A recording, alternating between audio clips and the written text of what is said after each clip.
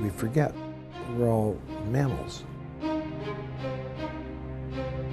Everything that happens to human beings, whether it's road rage, walking down the street, everything that happens to human beings is about territory and pecking order. We're mammals. And that applies to Murder at the Met. The Metropolitan Opera House in New York City is one of the most prestigious cultural institutions in the world. In the early 1980s, it was a beacon of elegance, standing tall in a city overrun by crime and chaos. But on one terrible summer night, that crime and chaos found its way inside the Met. For InsideEdition.com, I'm Sal Bono, and this is New York Gritty.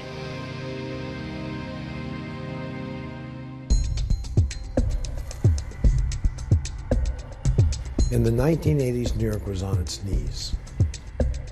Economically, the city was about to go bankrupt. Culturally, the violence was at its height. It's incomprehensible to most people to juxtapose what it was like then and what it is now. I mean, it was just really a feral city, and it came to a point where children were literally sleeping in their bathtubs so that stray bullets from drug-dealing gangs wouldn't be hitting children as they slept. Despite all the depressing things that were existing in New York City at that time, there were certain places that were considered almost like diplomatic enclaves where nobody would be harmed, nobody would be hurt, and that people could see only pretty things, only like beautiful things. The Metropolitan Opera was home to some of those beautiful things. The Manhattan home of great voices and big diamonds. Founded in 1883, the Met has always attracted top talent from all over the world. Backstage are many of the famous singers who have sung in well-known operas. Anybody that had any pretension to cultural appreciation would want to go to the Met. You look beautiful. There was that movie Moonstruck. Nicolas Cage wanted to go to the Met. He was a working class guy, and he had enough knowledge to know that this was something that was so beautiful. Meet me at the Met. All right, hold on.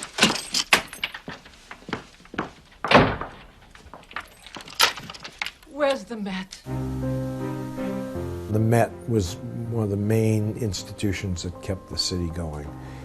If the Met fell into disrepute, if it became a seamy place where rich people didn't go, and therefore went out of business, there is not a lot of reason to stay in New York. But one night in July 1980, the Met became the site of a terrible crime. The Met is a maze. Very spooky. It is Phantom at the Opera time.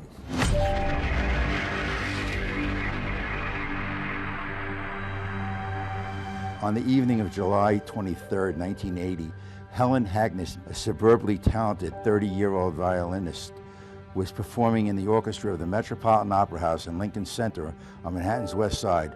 The Big Apple was a long way from Aldergrove, British Columbia, a tiny suburb of Vancouver where she was born and raised.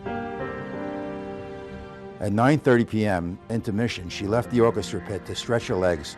She was not slated to perform in the third ballet, Five Tangos, but when she failed to return for the finale, her colleagues played without her. For even in opera, the show must go on. Not wanting his wife to travel home at night with her expensive instrument, Helen's husband, Violinist Mintiks, would pick her up after each performance.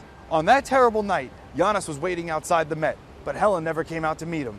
The next day, her body was found inside one of the building's air shafts, nude and bound with rope. I opened my door and picked up the paper, and there was the headline. That's how I found out.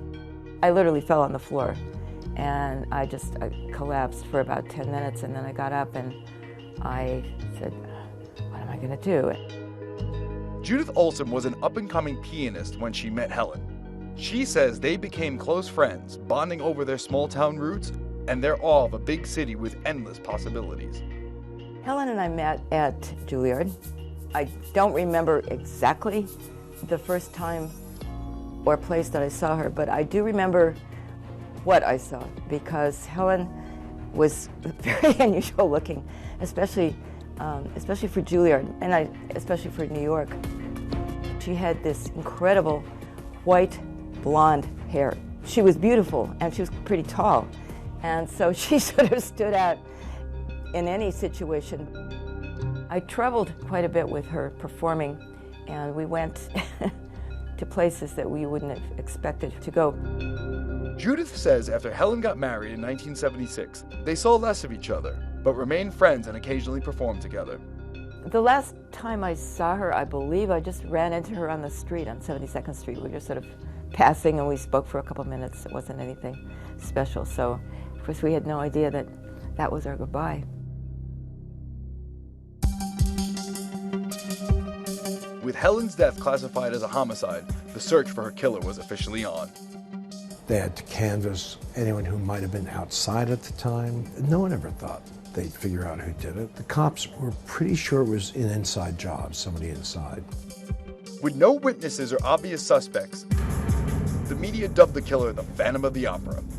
Although the city logged more than 2,000 murders in 1980, Mintiks' seemed to have bigger implications than others. This is where Helen Hagnes played her violin on Wednesday night. As a young television reporter, Meredith Vieira interviewed Helen's colleagues after her death for WCBS. She's a very fine violinist, a very nice girl. She's outgoing, charming, helpful. Michael Rammel says he doesn't want to believe someone he works with is responsible for something like this. You can't function under the assumption that someone's lurking in the shadows after you somewhere. I don't think about it that way. In an effort to calm the public's fear, the Met offered tours of the building to reporters. One of the least used parts of the building is the 6th floor. People rarely come up here. It opens out onto the roof and the air shaft where Hagnes' body was dumped. This place is so remote, police say, the murderer would have had to know of it beforehand. Evidence led cops to a stagehand at the Met, 21-year-old Craig Crimmins. Investigators say they found his handprint on the roof of the building, and the rope used to bind Helen was tied in a distinctive knot. They found I believe it was a clove hitch knot, and that's used by stagehands. The fact that they will move towards the suspect by that way is something like almost out of an old-fashioned detective's playbook. After questioning Crimmins, police were able to piece together what they believe happened to Helen Hagnes Mintiks the night she died. And in the elevator during the intermission, he made some kind of a pass, and she slapped him.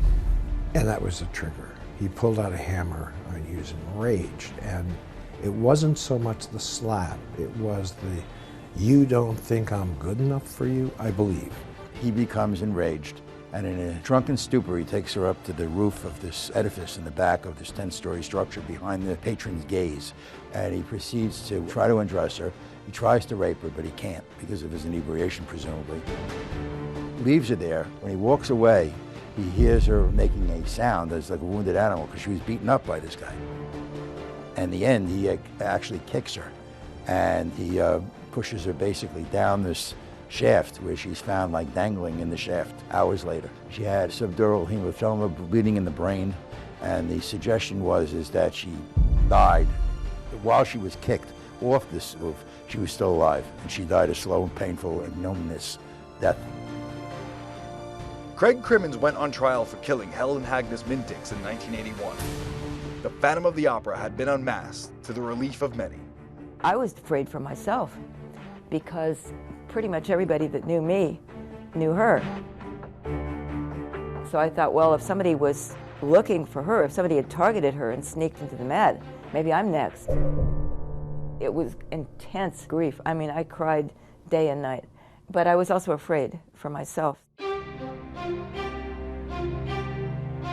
Craig Crimmins was convicted of felony murder and sentenced to 20 years to life in prison, where he remains to this day.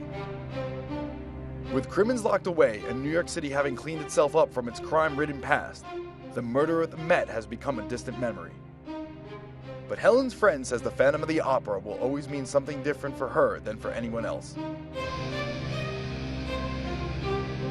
I would rather have it called Phantom of the Opera than a title that really describes what happened. I would rather hear that than my best friend Helen was tied up, tortured. But if I just hear Phantom of the Opera, it sounds just like a story.